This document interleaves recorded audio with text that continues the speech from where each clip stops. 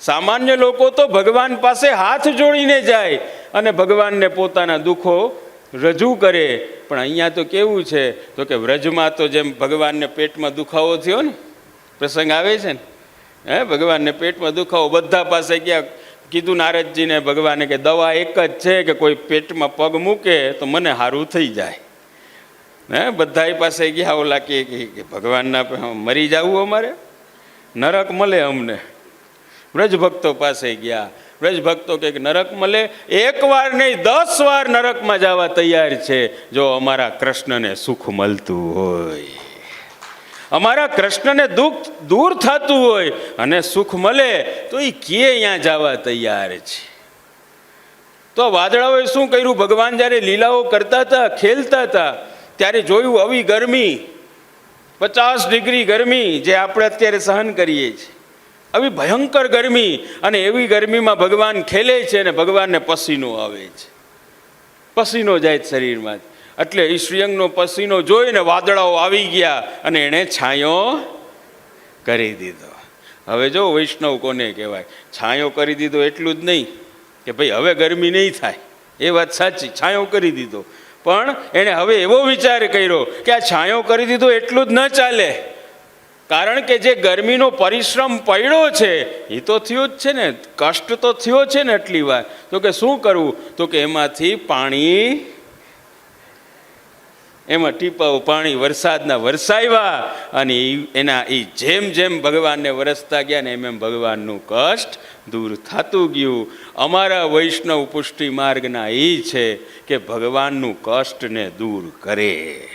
એટલે તમે જ્યારે જગાડો છો ને ઠાકોરજીને તમારા ઘરમાં, ત્યારે ભગવાનને જગાડે. જો મર્યાદા માર્ગમાં ભગવાનને જગાડવામાં આવે અને પુષ્ટિ માર્ગમાં આવે. તમે જોજો આ વાતો, ક્યારેય પણ તમે દ્વારિકા જાઓ, ક્યારેય પણ તમે જગન્નાથજી જાઓ કે તિરુમલા બાલાજી જાઓ, બદ્રીનાથજી જાઓ, આ 4 ધામ આપણા કહેવાય, વૈષ્ણવોના 4 ધામ છે. આ બાજુ દ્વારિકા, ઉપર બદ્રીનાથજી, નીચે તિરુપતિ બાલાજી અને સામે જગન્નાથજી. આ 4 ધામની યાત્રા આપણી કહેવાય. અને મહાદેવજીના જેટલા 4 સ્થાન કે બીજા જે સ્થાન છે ને, એ બધા શૈવ લોકોના છે. જે મહાદેવજીના ભગત હોય, ભક્ત હોય, એ બધા ત્યાં જાય. પણ જે કૃષ્ણના ભક્ત હોય એ આ 4 સ્થાનમાં જાય.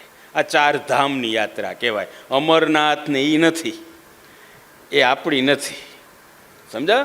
એ જે મહાદેવજીના જે કોઈ ભક્ત હોય એના માટેની છે. હવે અહીંયા પાછા જઈને કૈલાસ ગોતે,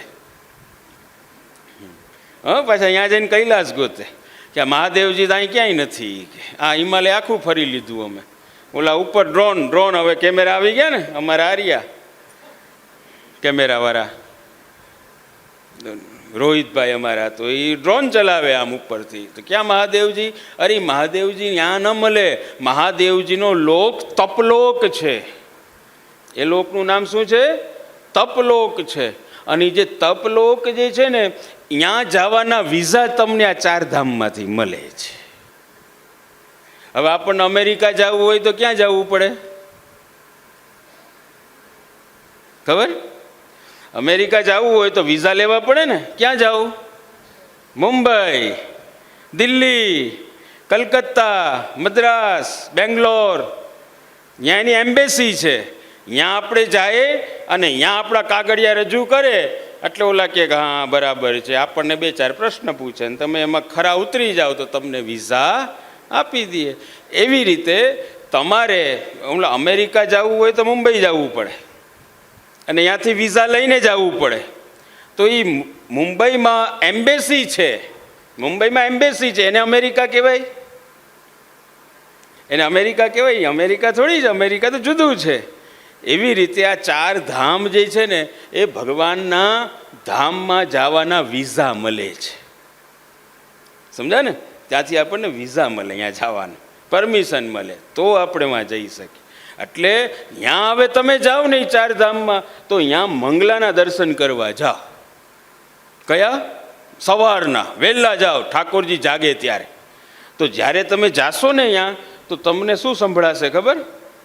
માઇકમાં બોલતા હશે ત્યાં, જય જય જહ્ય જામ અજીત દોષ ગૃપિત ગુણામ હે પ્રભુ, હે નાથ, જાગો જાગો જાગો. તો વળી ભગવાન પૂછે, હું કામ જાગું? હુવા દ્યો ને ભાઈ. ઊંઘ કોને ન ગમે?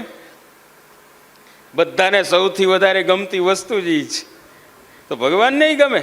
ભગવાન કે મને ભાઈ હુવા દ્યો, નું કામ જગાડો? તો ઓલા શું કે ખબર મર્યાદા માર્ગમાં? એ કે આપ જાગો, જો આપ નહીં જાગો તો આ જગતનું શું થશે, અમારું શું થશે, અમે ક્યાં જાશું, અમારું રક્ષણ કોણ કરશે, અમારી જે ઈચ્છાઓ છે ને પૂર્ણ કોણ કરશે? જાગો, અમારા માટે જાગો. ભગવાન ગાલો તો જાગવું પડશે, જાગીએ. પણ એ જ ભગવાન જ્યારે પુષ્ટિ માર્ગમાં પધારે ને, એ કૃષ્ણ જ્યારે પુષ્ટિ માર્ગમાં હોય ને, અને એને જગાડો. પુષ્ટિ માર્ગમાં જ્યારે તમે ઠાકોરજીને જગાડો ત્યારે આપણે શું બોલીએ છીએ? ત્યારે આપણે શું બોલીએ? આવું બોલીએ? કોઈને શીખાડ્યું છે અમે? જય જય જય જામ અજીત ગો દોષ ગૃભિત ગુણામ એમ કરીને જગાડો.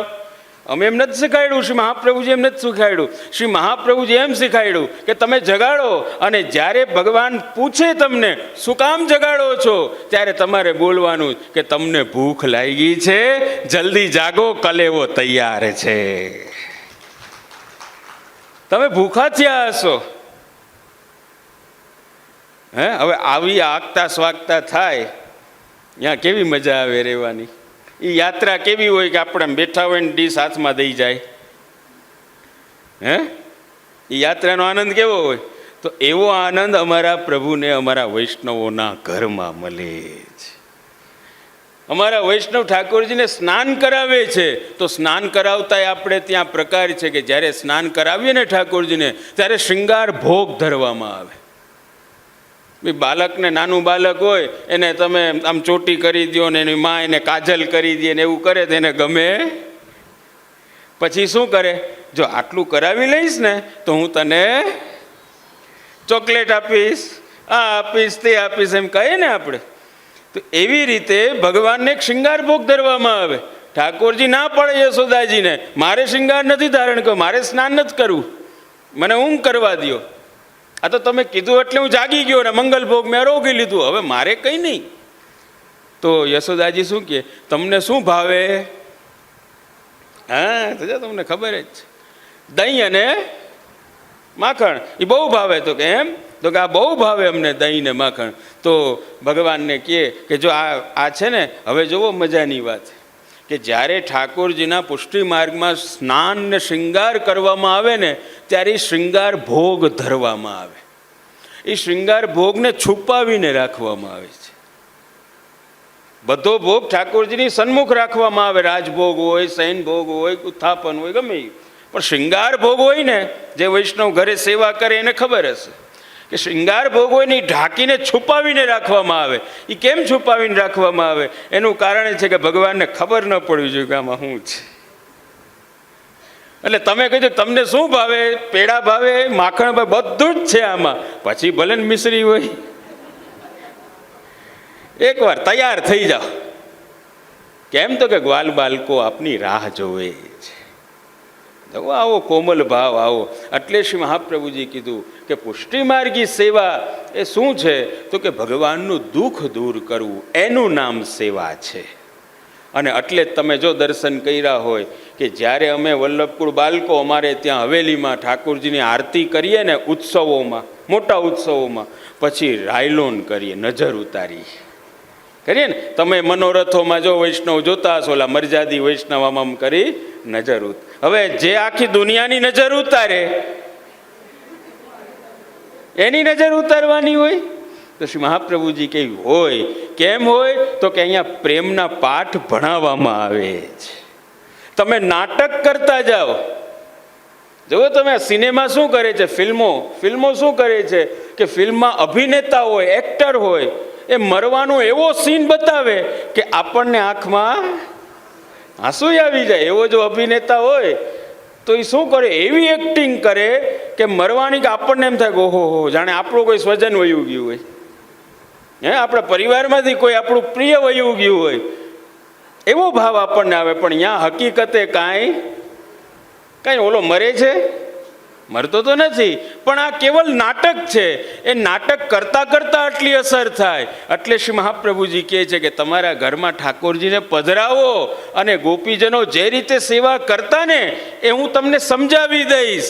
સેવા કરતે ગુરુ આજ્ઞા એ હું તમને સમજાવીશ, અને હું જેમ સમજાવું ને એવું નાટક તમે ચાલુ કરી દો. એક દિવસ એવો આવશે કે તમે ભગવાન વગર નહીં રહી શકો, અને બીજા દિવસે શું થશે તો કે ભગવાન તમારા વગર નહીં રહી શકે. આ પુષ્ટિ માર્ગ છે, આ પુષ્ટિ માર્ગની સેવા છે. સમજા? આપણે જે અહીંયા જે સેવા કરો પણ હું કામ સેવા કરીએ એનું કારણ આ જ કે એ પ્રેમ તમે સાથે રહેશો તો પ્રેમ પ્રગટ થશે. હવે લગ્ન કરીને જો સાથે જ ન રહીએ, કન્યા એમ કહે છે કે હું સાસરે નહીં જાઉં, હું સાસરે નહીં જાઉં ભાઈ, તો ઓલા શું કે તો ભાઈ લગ્ન કર્યા હું કામ? તો બ્રહ્મ સંબંધ કરીને જો ભગવત સેવા ન થાય, જો ઘરમાં ઠાકોરજીને ન પધરાવે અને સેવા, હવે જો ખાલી ઠાકોરજીને પધરાવાથી થોડી થાય કામ. ખાલી ભાઈ કન્યા જે છે, સ્ત્રી જે છે એ લગ્ન કરીને જાય બસ એટલું જ પૂરતું થોડી જ.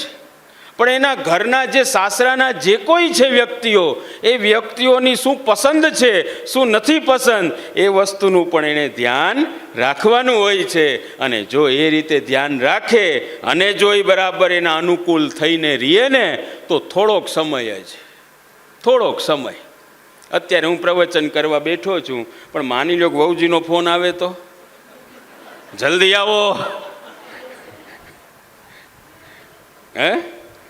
પણ એ થયું કેમ કે એ જ્યારે આવ્યા ત્યારે હું કહેતો હતો એમ એ કરતા હતા. હવે શું આવ્યો સમય કે એ કે